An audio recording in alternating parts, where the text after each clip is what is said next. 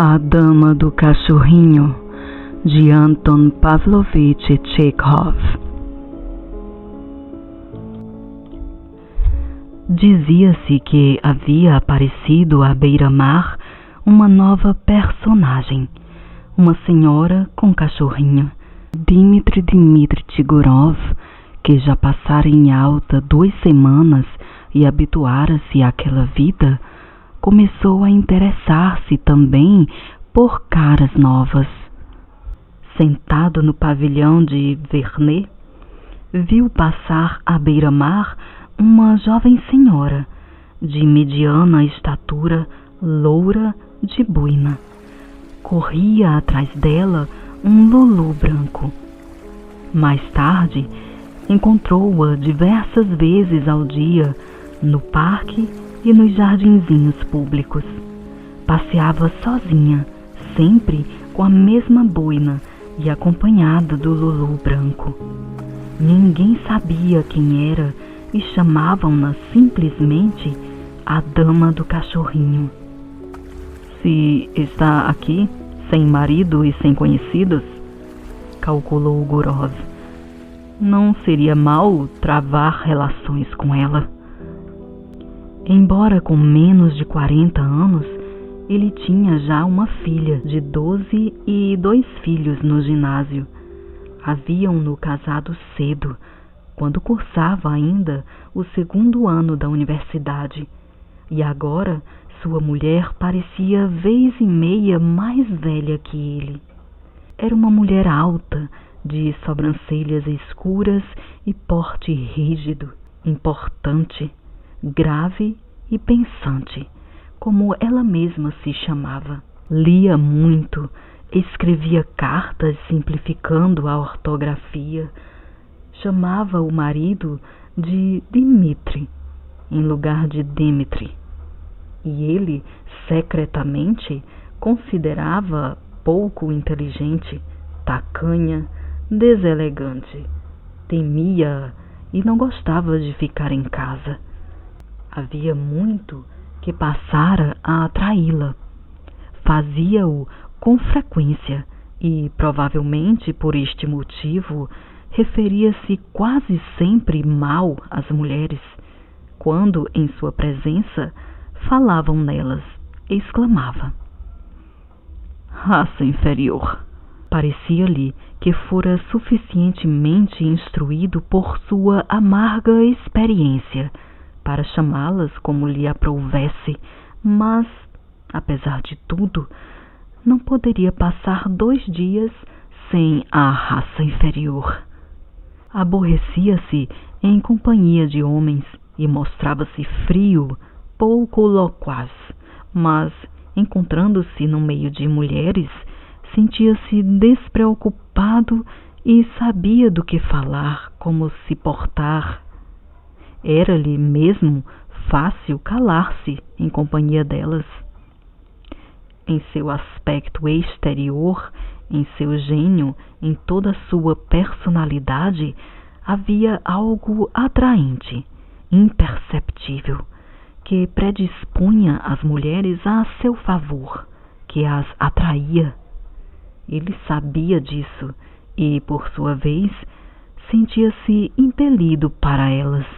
Uma experiência variada, realmente amarga, ensinara-lhe havia muito que toda aproximação, a qual constitui a princípio uma variação tão agradável na vida e apresenta-se como uma aventura ligeira e aprazível, converte-se invariavelmente, em se tratando de pessoas corretas, especialmente moscovitas, indecisas e pouco dinâmicas, num verdadeiro problema, extraordinariamente complexo, e a situação, por fim, torna-se verdadeiramente difícil. Mas, a cada novo encontro com uma mulher interessante, essa experiência escapava-lhe da memória, vinha-lhe uma vontade de viver e tudo parecia simples e divertido. Eis que certa vez, à noitinha, estava jantando no jardim, e a senhora de boina aproximou-se em passo lento para ocupar a mesa vizinha.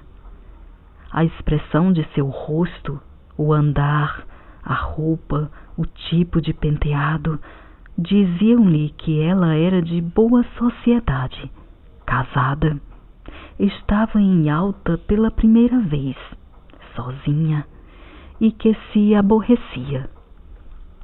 Havia muita mentira nas histórias que corriam sobre a depravação dos costumes locais. Ele desprezava aquelas histórias e sabia que, geralmente, eram inventadas por gente que gostaria de pecar se soubesse fazê-lo.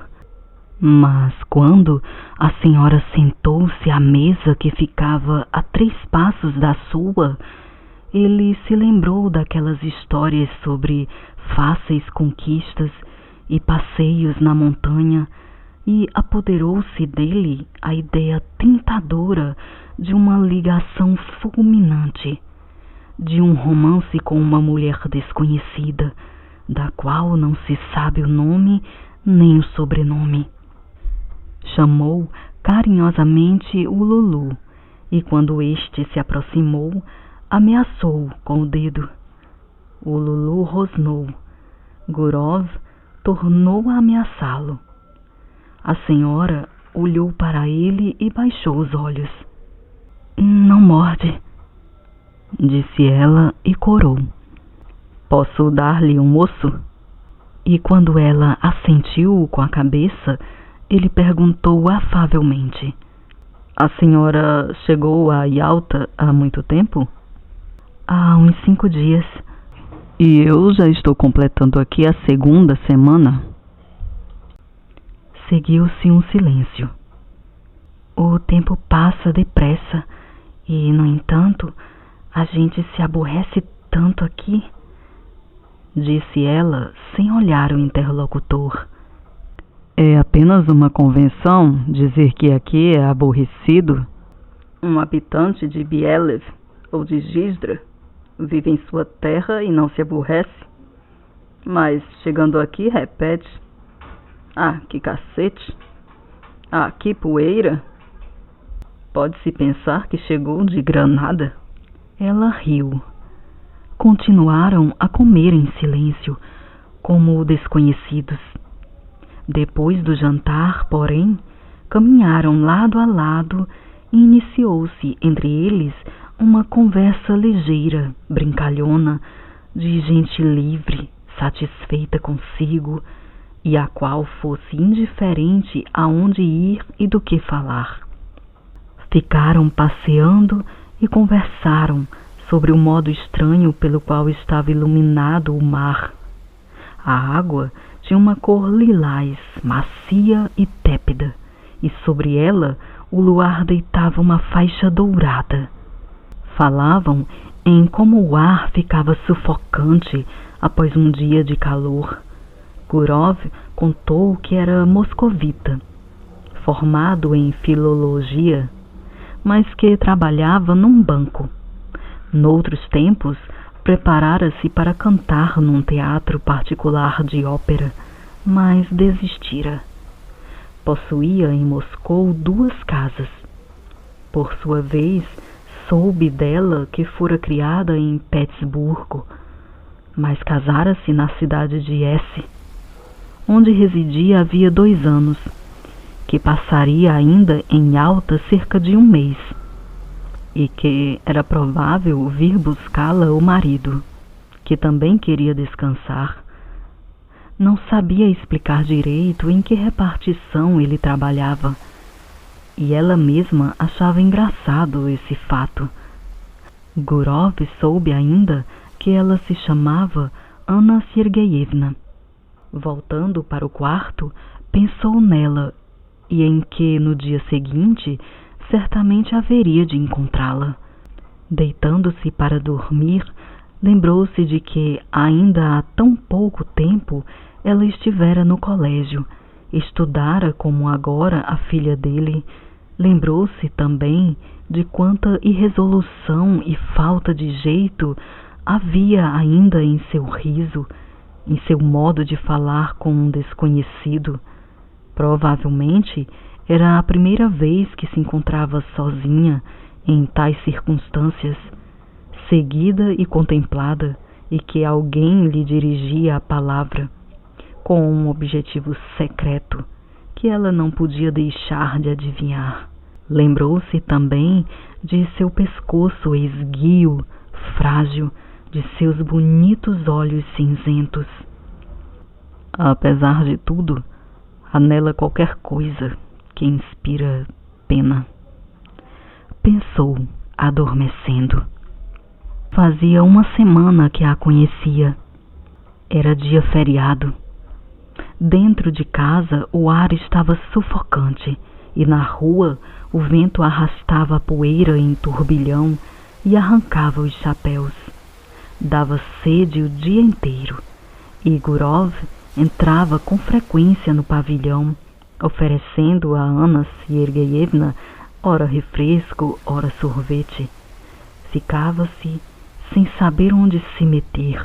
Ao anoitecer, depois que o tempo amainou um pouco, foram até o quebra-mar para assistir à chegada de um navio. Havia muita gente passeando no cais. Reunira-se um grupo com flores para esperar alguém. Distinguiam-se nitidamente duas particularidades da bem-vestida gente de Yalta. As senhoras de idade trajavam-se como jovens, e havia muitos generais. Em virtude do mar agitado, o navio chegou tarde, quando o sol já se havia posto, e antes de encostar ao cais, ficou por muito tempo fazendo manobra. Anna Sergeyevna olhava por um lorgnon para o navio e para os passageiros, como se estivesse à procura de gente conhecida, e seus olhos fulguravam quando se dirigia a Gurov. Falava muito, fazia perguntas entrecortadas e ela própria esquecia imediatamente o que havia perguntado. Acabou perdendo o lorgnon. A multidão bem vestida estava se dissolvendo. Não se distinguiam mais os rostos. O vento amainara de todo, mas Gurov e Anna Sergeyevna permaneciam parados, como se esperassem que mais alguém descesse do navio. Ela estava já silenciosa, cheirando flores, sem olhar para Gurov. O tempo melhorou, disse ele. Aonde iremos agora? Vamos tomar um carro? Ela não respondeu. Ele a olhou então fixamente e de súbito abraçou-a e beijou-lhe os lábios. Foi envolvido pelo perfume e pela umidade das flores e, no mesmo instante, espiou assustado em redor para certificar-se de que ninguém os vira. Vamos à sua casa? Disse em voz baixa. E caminharam depressa. O ambiente do quarto dela era sufocante e cheirava a perfumes que havia comprado numa loja japonesa. Olhando-a agora, Gurov pensou: quantos encontros diferentes acontecem na vida. O passado deixara-lhe a lembrança de mulheres despreocupadas, benevolentes, alegres de amor e que lhe eram agradecidas pela felicidade, embora muito breve, que lhes proporcionava. De outras, como por exemplo sua mulher, que amavam sem sinceridade, com palavras supérfluas, afetadamente, com histeria, com uma expressão que parecia significar não ser aquilo amor, nem paixão, mas algo mais significativo. E ainda de outras duas ou três muito bonitas, frias, em cujo rosto aparecia de repente uma expressão rapace, um desejo insistente de tirar, arrancar da vida mais do que esta pode dar. E eram mulheres que não estavam mais na primeira juventude, birrentas, voluntariosas, pouco inteligentes. Quando Gurov tornava-se indiferente a elas, sua beleza passava a despertar nele ódio e julgava ver escamas no rendado de suas roupas brancas. Mas ali persistia a falta de coragem, uma angulosidade de juventude inexperiente, um sentimento de timidez, e havia ainda uma sensação de perturbação, como se alguém tivesse de repente batido na porta. Anna Sergeyevna, esta dama do cachorrinho, encarou o que sucedera de um modo particular, muito seriamente, como se fosse a sua perdição. Assim parecia, e era estranho e fora de propósito. Murcharam-lhe os traços e os cabelos compridos penderam-lhe tristemente dos lados do rosto. Ficou pensativa, em atitude desolada, como a pecadora de um quadro antigo. Isto não está bem, disse ela. Você agora é o primeiro a não me estimar. No quarto havia uma melancia sobre a mesa. Gurov cortou um pedaço e começou a comê-lo, sem se apressar. Decorreu pelo menos meia hora em silêncio. Anna Sergeyevna estava tocante. Dela emanava a pureza de uma mulher correta, ingênua, que vivera pouco. A vela solitária que ardia sobre a mesa mal lhe iluminava o rosto, mas se via que estava sofrendo. Por que é que eu poderia deixar de estimá-la? Perguntou Gurov. Você mesma não sabe o que diz. Que Deus me perdoe, disse ela, e seus olhos marejaram-se. Isto é horrível. Você parece que está se justificando. Com que vou me justificar? Sou uma mulher má, ignóbil. Desprezo-me e nem penso em me defender. Não enganei o marido, mas a mim mesma. E não foi somente agora, mas há muito que me engano. Meu marido talvez seja um homem bom, honesto, mas é um lacaio. Não sei direito o que faz na repartição e como cumpre as obrigações, mas sei somente que é um lacaio. Quando me casei com ele, tinha 20 anos. Torturava-me a curiosidade. Eu queria encontrar algo melhor. Dizia-me, existe, afinal, uma outra vida. Tinha vontade de viver e viver ainda. Abrasou-me a curiosidade. Você não compreende isto, mas, juro por Deus, eu não me possuía mais. Algo me sucedia.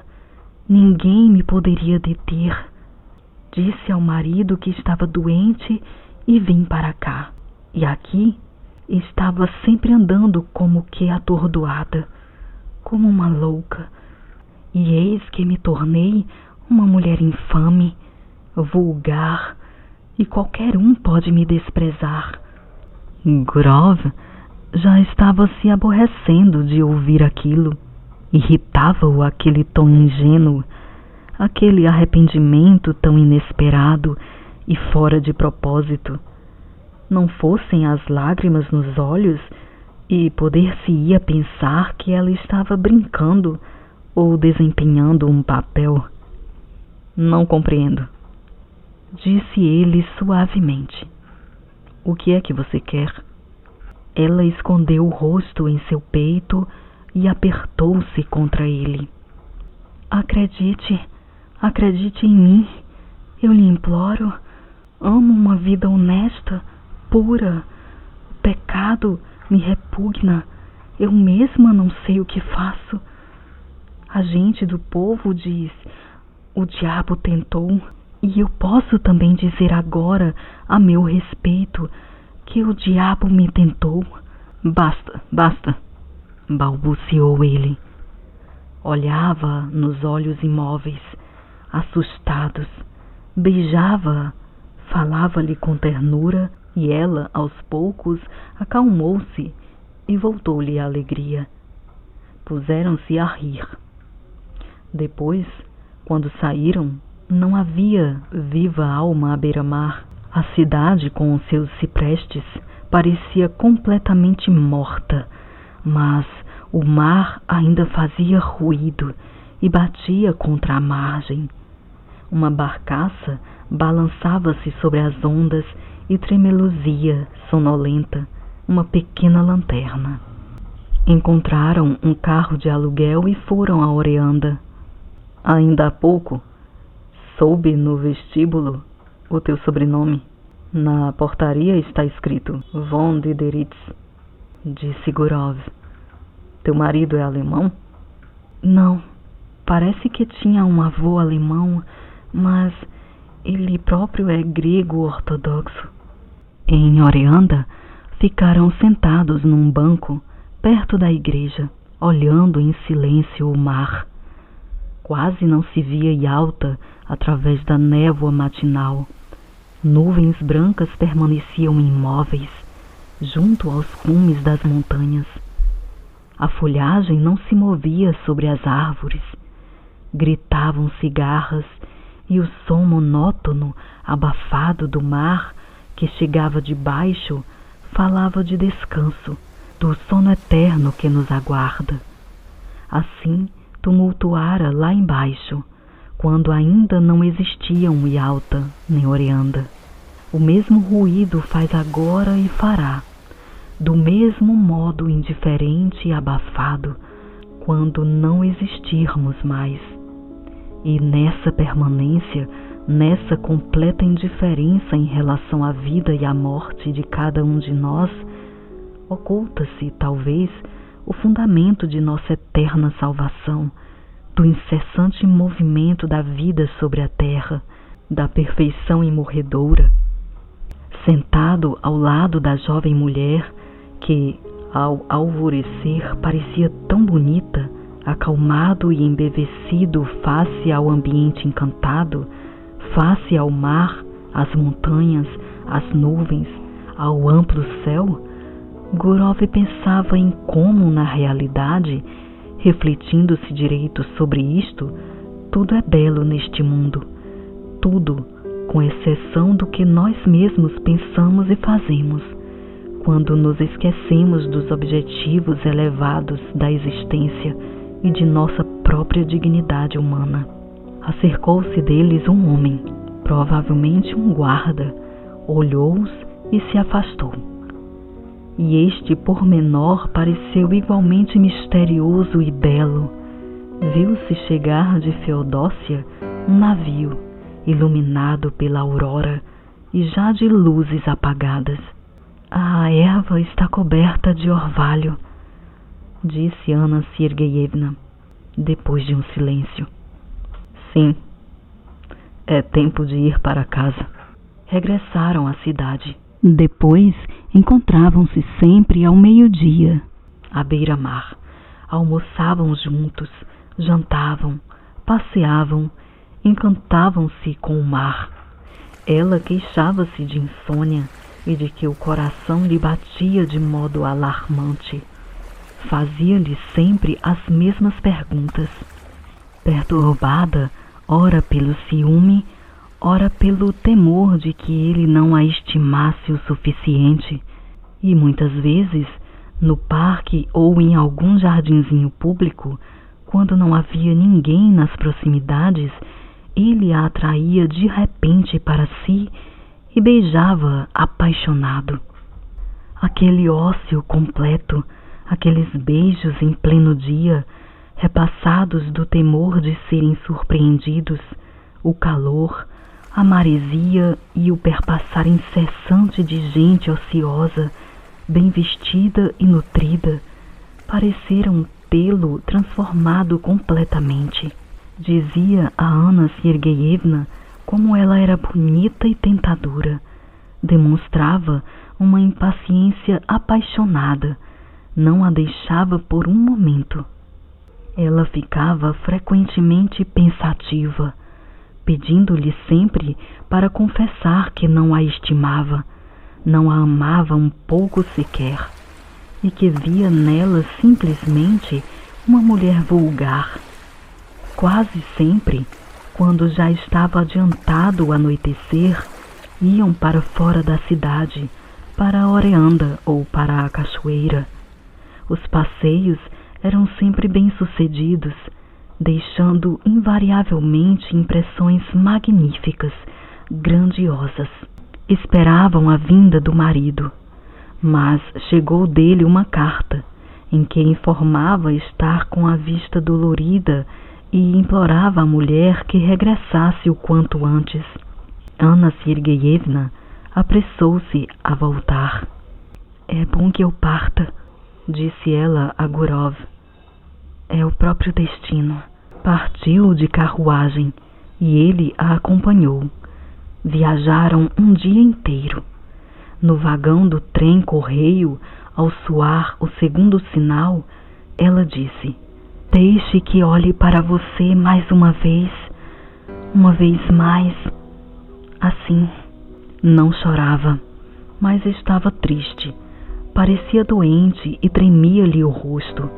"Eu vou pensar em você, lembrar", disse ela. "Fique com Deus.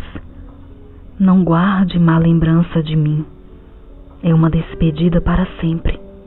Tem que ser assim, pois nem nos devíamos ter encontrado.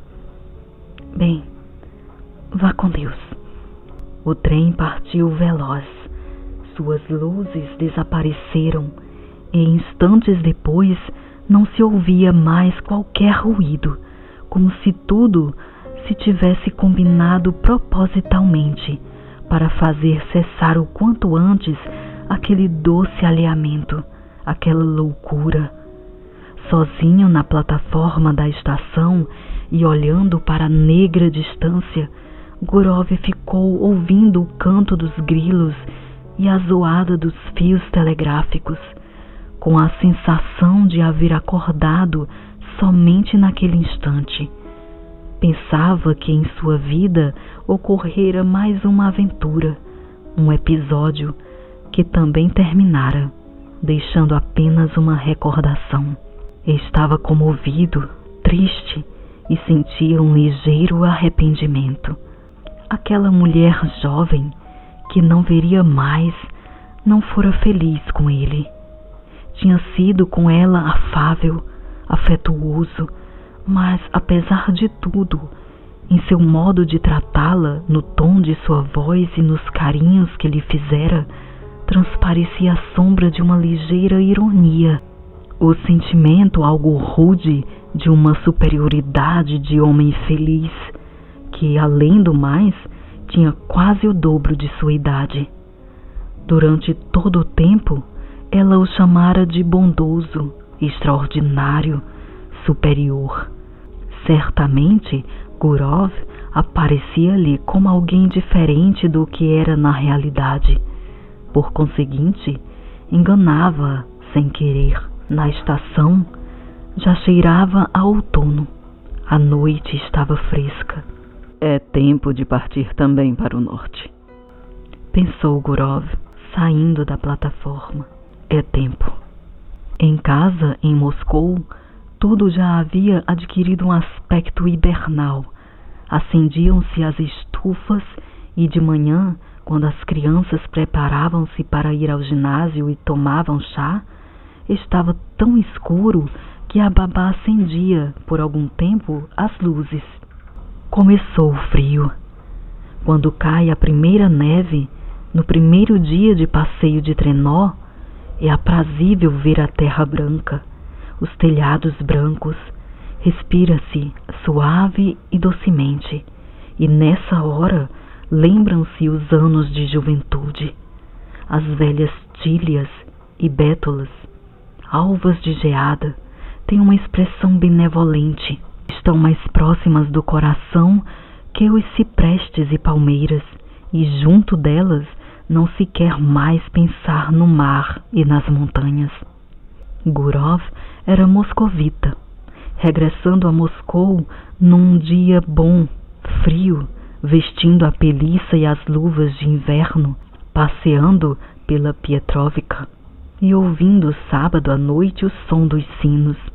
Aquela viagem que fizera havia pouco e os lugares que vira perderam para ele todo o encanto. Mergulhou pouco a pouco na vida moscovita, lia já, sequiosamente, 3 jornais por dia, e afirmava não ler jornais moscovitas por uma questão de princípio. Sentia-se já atraído pelos restaurantes, pelos clubes, pelos jantares festivos, pelas homenagens a alguém, e já ficava lisonjeado pelo fato de ser visitado por advogados e artistas famosos, e porque, no clube dos médicos, jogava baralho com um catedrático. Era já capaz de comer toda uma porção de sielianka com frituras. Passaria um mês, mais ou menos, e Anna Sergeyevna tinha a impressão cobrir-se-ia de bruma em sua memória, e somente de raro em raro ia aparecer-lhe em sonho, com seu tocante sorriso, tal como outras apareciam. No entanto, decorreu mais de um mês, chegaram os rigores do inverno, mas tudo permanecia nítido na memória, como se a separação de Anna Sergeyevna tivesse sido na véspera, e as recordações tornavam-se cada vez mais intensas. Quer lhe chegassem ao escritório, em meio à quietude do anoitecer, as vozes das crianças que preparavam a lição, quer ouvisse um órgão ou uma canção no restaurante, o vento soprasse na lareira, tudo ressuscitava de repente em sua memória. O que sucedera no quebra-mar, o amanhecer, com aquela névoa sobre as montanhas, o navio chegando de Feodósia, os beijos. Passava muito tempo caminhando pelo quarto e recordando, sorria, e depois as lembranças transformavam-se em sonhos e o passado misturava-se em sua imaginação ao que viria ainda. Não sonhava mais com Anna Sergeyevna. Ela o acompanhava por toda parte, como uma sombra, e vigiava-o. Fechando os olhos, via-a, e ela parecia mais bonita, mais jovem, mais terna do que fora realmente. E ele próprio aparecia melhor do que tinha sido naqueles dias em Yalta. Ao anoitecer, ela o espreitava de dentro da estante de livros, da lareira, do canto da sala. Ele ouvia sua respiração, o frufru carinhoso de suas roupas. Na rua, acompanhava mulheres com o olhar, procurando alguma que a ela se assemelhasse. Começara a oprimi-lo um desejo intenso de partilhar com alguém suas recordações. Mas, em casa, não se podia falar de seu amor, e fora não havia com quem. Não ia fazê-lo com os moradores do prédio ou no banco em que trabalhava. Além disso, falar do quê? Amara ele então? Havia, porventura, algo belo, poético, edificante ou simplesmente interessante em suas relações com Anna Sergeyevna? Tornava-se necessário conversar, de modo indefinido, sobre amor, sobre mulheres, e ninguém adivinhava do que se tratava, e somente sua mulher movia as sobrancelhas escuras, dizendo: "Não fica nada bem a você, Dmitri, o papel de fato." Certa vez, à noite, saindo do clube dos médicos, em companhia de um funcionário, seu parceiro no jogo, não se conteve e disse: "Se soubesse que mulher encantadora eu conheci em Yalta." O funcionário sentou-se no trenó e partiu, mas de repente voltou-se e chamou: "Dmitri Dmitrich." "Que é?" "Você tinha razão. O esturjão não estava de todo fresco." Aquelas palavras tão comuns deixaram Gurov indignado, sem que soubesse por que pareceram-lhe humilhantes, impuras. Que selvagens costumes, que rostos, que noites estultas, que dias desinteressantes, anódinos. O jogo desenfreado, a gula, a bebedeira, as imutáveis conversas sobre o mesmo assunto, as ocupações desnecessárias e as conversas invariáveis ocupavam a melhor parte do tempo, as melhores energias, e por fim sobrava apenas uma vida absurda, sem asas, uma mixórdia qualquer, da qual não se podia fugir, como se estivesse num manicômio ou numa prisão. Ficou a noite toda sem dormir, indignando-se, e passou o dia seguinte com dor de cabeça. Nas noites que se seguiram, dormiu mal também.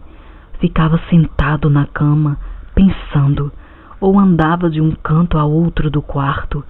Aborrecia-se com as crianças, com o banco. Não tinha vontade de ir a lugar algum, de falar em coisa alguma. Nos feriados de dezembro, preparou-se para viajar. Disse à mulher que ia a Petersburgo, a fim de pedir certos favores de pessoas influentes para um jovem, mas viajou para S. Para quê? Ele mesmo não sabia ao certo.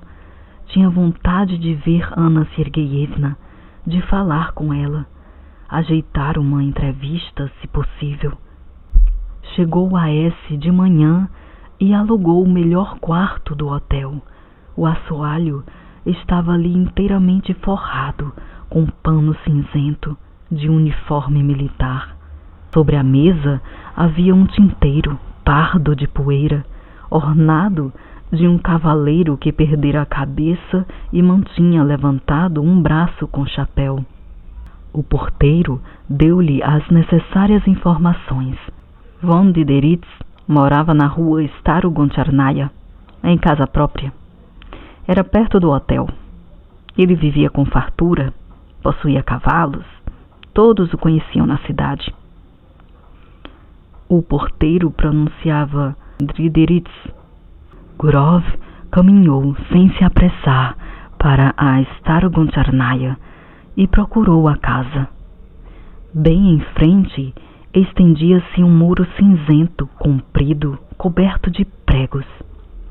Qualquer um teria vontade de fugir de um muro assim, pensou Gurov, olhando ora para as janelas, ora para o muro. Calculava, não era dia de expediente, e o marido estaria provavelmente em casa. Além disso, seria falta de tato entrar e deixá-la perturbada. Se mandasse um bilhete, este poderia cair nas mãos do marido, e então tudo estaria perdido. O melhor seria confiar-se ao acaso. E ele passou muito tempo andando pela rua e junto ao muro, esperando aquele acaso. Viu atravessar o portão um mendigo que foi assaltado por cachorros. Passada uma hora, ouviu tocar o piano, mas os sons chegavam-lhe fracos, pouco nítidos. Provavelmente era Anna Sergeyevna quem tocava. De repente, abriu-se a porta principal e por ela saiu uma velha, acompanhada pelo Lulu branco, que ele conhecia. Gurov quis chamar o cachorro, mas de súbito começou a bater-lhe precipitadamente o coração e, perturbado, não conseguiu lembrar o nome do Lulu. Ficou andando. Odiava com intensidade crescente o muro cinzento e pensava já com irritação que Anna Sergeyevna esquecera-o e talvez já se divertisse com outro, o que seria muito natural na condição de mulher jovem, obrigada a ver de manhã à noite aquele maldito muro. Voltou para o quarto do hotel e passou muito tempo sentado no divã, sem saber o que fazer. Jantou, depois dormiu bastante. Quanta estupidez e nervosismo, pensou, acordando e olhando para as janelas escuras, pois anoitecera. Dormi não sei para quê. E o que vou fazer de noite? Estava sentado na cama, com um cobertor barato, cinzento, que parecia de hospital, e zombava de si mesmo com despeito. Aí tem você a dama do cachorrinho. Aí tem você uma aventura. Por isso mesmo, fique sentado aí. Ainda de manhã na estação, havia-lhe saltado aos olhos um cartaz de letras muito graúdas anunciando a estreia de Geisha.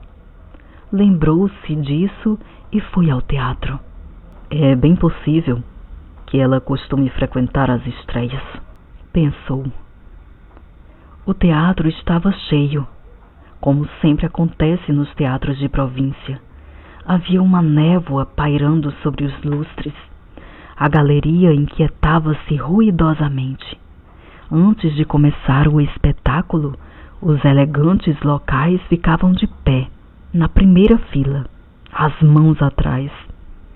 No camarote do governador estava sentada na frente a filha deste, de Boar, enquanto o próprio governador ocultava-se modestamente atrás de uma cortina, deixando aparecer apenas as mãos.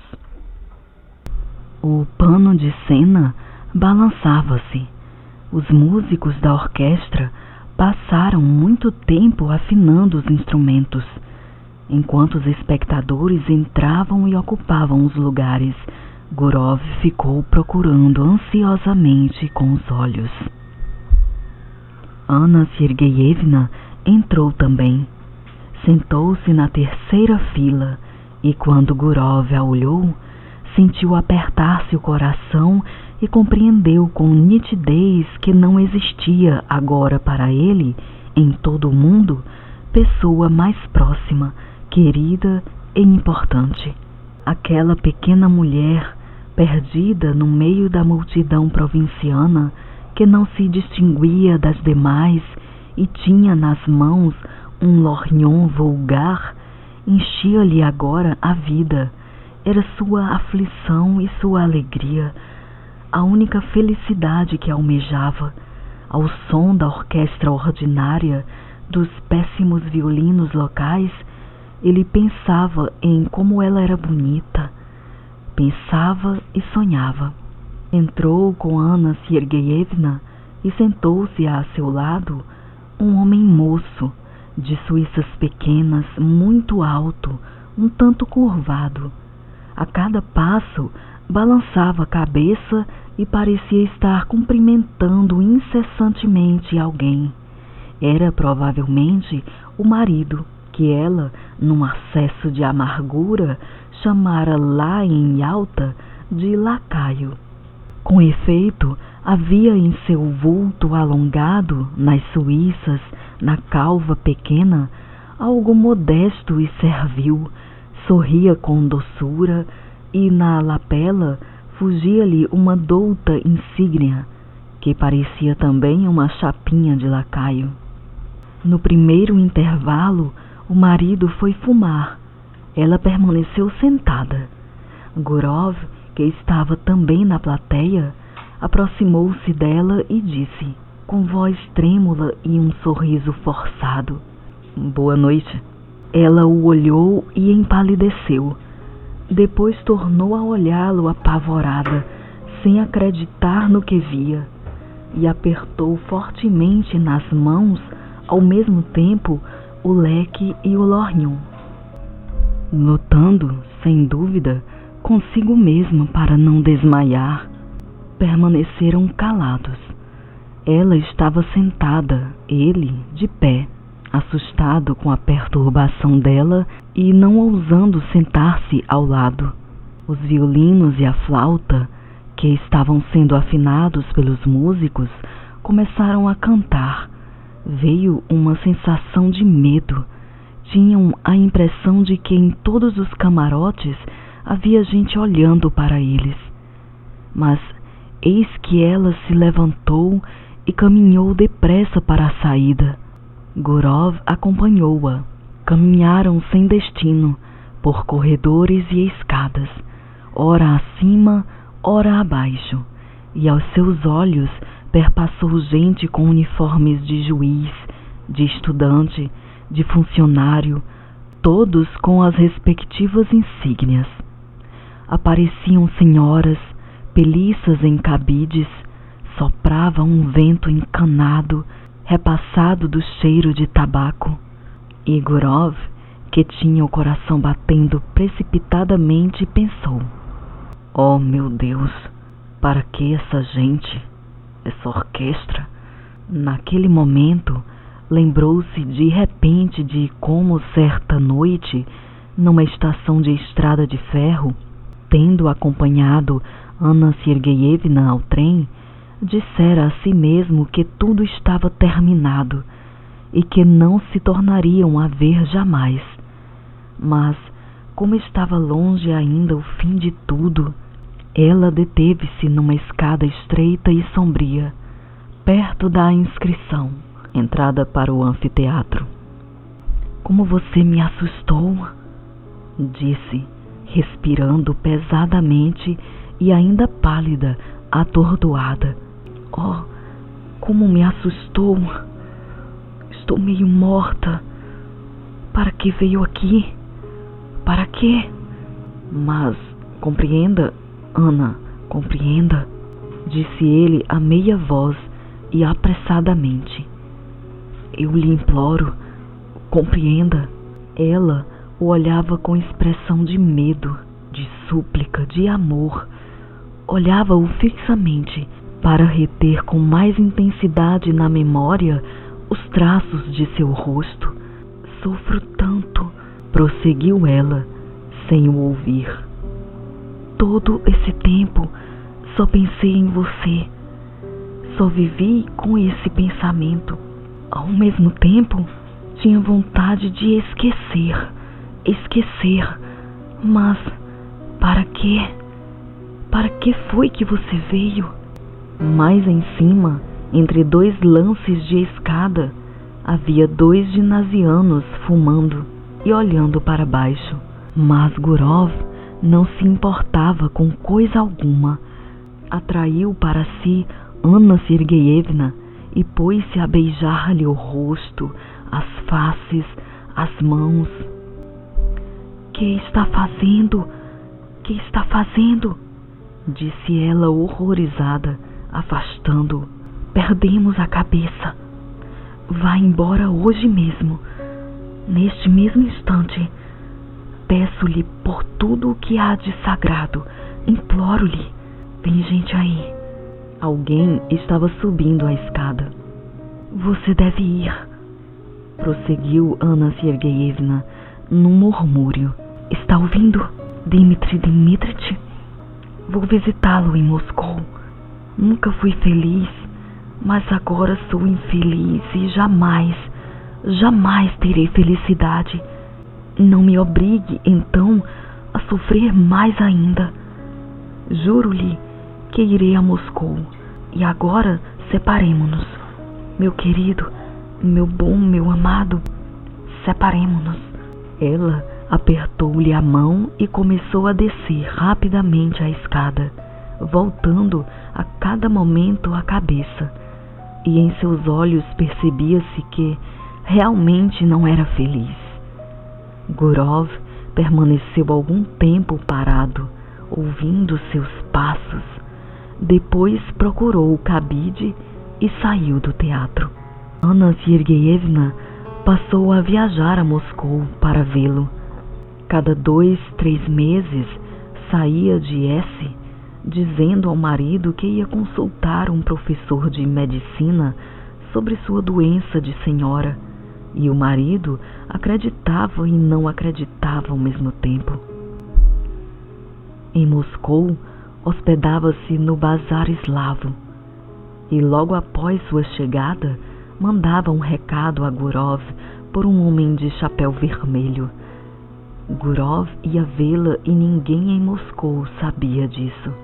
Certa manhã de inverno, Ele estava indo assim a seu encontro. O criado que lhe fora levar o recado na véspera, ao anoitecer, não o encontrara. A filha caminhava ao lado, pois ele quisera levá-la ao colégio, que ficava a caminho. Caía uma neve graúda, molhada. Temos 3 graus acima de zero e, no entanto, cai neve, dizia Gurov à filha. Mas este calor existe somente na superfície da Terra. Nas camadas superiores da atmosfera há uma temperatura bem inferior. Papai, e por que não há trovões no inverno? Explicou-lhe isso também. Enquanto falava, pensava em que estava indo para uma entrevista de amor e que nem viva alma sabia disso. E provavelmente jamais o saberia. Tinha 2 vidas, uma aparente, que viam e conheciam todos os que o queriam, repassada de verdade e de mentira convencionais, completamente semelhante às vidas de seus conhecidos e amigos, e outra que decorria em segredo. E por um estranho, talvez casual, acúmulo de circunstâncias, tudo o que era para ele importante, interessante, indispensável, aquilo em que ele era sincero e não enganava a si mesmo, o que constituía o cerne de sua vida, ocorria às ocultas dos demais, enquanto tudo o que formava a sua mentira, a membrana exterior em que se escondia para ocultar a verdade, como, por exemplo, seu trabalho no banco, as discussões no clube, a raça inferior, a ida com a mulher aos espetáculos comemorativos, tudo isso era aparente. E julgava os outros por si mesmo, não acreditava no que via, e sempre supunha que em cada homem decorre, sob o manto do mistério, como sob o manto da noite, a sua vida autêntica e mais interessante. Cada existência individual baseia-se no mistério e talvez seja, em parte, esta a razão por que o homem culto se afana tão nervosamente para ver respeitado o mistério individual. Tendo acompanhado a filha ao colégio, Gurov dirigiu-se ao bazar eslavo. Tirou a peliça, subiu a escada e bateu mansamente na porta. Anna Sergeyevna, que estava com o vestido cinzento da predileção de Gurov, esperava-o desde a tarde anterior. Estava cansada da viagem e da espera. Pálida, olhou-o sem sorrir, e mal ele entrou no quarto, ela se atirou a seu peito. O beijo que se deram foi prolongado, como se não se tivessem visto uns 2 anos. Bem, como vai a tua vida lá? Perguntou ele. Que há de novo? Espere, vou dizer daqui a pouco. Não posso. Ela não podia falar devido às lágrimas. Virou a cabeça e apertou o lenço contra os olhos. Bem, que chore um pouco. Enquanto isso, vou ficar sentado aí. Pensou ele e sentou-se numa poltrona. Depois, tocou a campainha e mandou trazer chá. Enquanto o tomava, ela continuava de pé, a cabeça voltada para a janela. Chorava de emoção, da consciência angustiosa de que a vida deles dispusera-se de modo tão triste. Viam-se apenas em segredo, escondiam-se das pessoas como ladrões. Não estava destruída a vida de ambos? Ora, basta, disse Gurov. Era evidente para ele que aquele amor não acabaria logo. Anna Sergeyevna afeiçoava-se a ele com intensidade crescente, adorava-o, e seria inconcebível dizer-lhe que tudo aquilo deveria ter fim um dia. Aliás, ela nem acreditaria nisso. Aproximou-se dela, segurou-lhe os ombros para acariciá-la e gracejar um pouco, e naquele momento viu-se no espelho. A cabeça dele já estava começando a ficar grisalha. Pareceu-lhe estranho que, nos últimos anos, tivesse envelhecido tanto e ficado mais feio. Os ombros em que haviam pousado as mãos dele eram cálidos e estremeciam. Compadeceu-se daquela vida que era ainda tão tépida e bonita, mas que provavelmente estava próxima de empalidecer e fanar-se, como a vida dele. Por que ela o amava assim? Ele sempre parecera às mulheres uma pessoa diferente daquela que era na realidade, e elas amavam nele não a sua própria pessoa, mas um homem criado pela imaginação e que elas procuravam sequiosamente na vida. Depois, percebido o engano, continuavam, todavia, a amá-lo, e nenhuma delas fora feliz com ele. O tempo passava. Gurov travava relações, unia-se a mulheres, separava-se delas, mas nenhuma vez amara. Aquilo podia ser tudo, menos amor. E somente agora, quando sua cabeça já estava grisalha, ele amava de verdade e como se devia, pela primeira vez na vida. Anna Sergeyevna e ele amavam-se como gente próxima e querida, como um marido e mulher, como dois ternos amigos. Parecia-lhes que o próprio fado destinara-os um ao outro, e era incompreensível porque ele estava casado e ela também. Lembravam dois pássaros de arribação, macho e fêmea, caçados e obrigados a viver em gaiolas separadas. Perdoaram um ao outro tudo aquilo de que se envergonhavam em seu passado. Perdoavam-se tudo no presente e sentiam que aquele amor os transformara. Anteriormente, nos momentos de tristeza, ele procurara consolar-se com raciocínios variados, mas agora afastava-os. Sentia uma profunda compaixão, queria ser sincero, carinhoso. Basta, minha boa menina, dizia ele. Chorou e chega. Vamos agora conversar, ver se nos ocorre alguma ideia. Depois, ficavam por muito tempo trocando conselhos. Falavam em como libertar-se da necessidade de se esconder, de enganar, de viver em cidades diferentes e ficar muito tempo sem se ver. Como libertar-se daqueles insuportáveis liames. Como? Perguntava ele, pondo as mãos à cabeça. Como? Tinham a impressão de que mais um pouco e encontrariam a solução, e então começaria uma vida nova e bela. Todavia, em seguida, tornava-se evidente para ambos que o fim ainda estava distante e que o mais difícil e complexo apenas se iniciava.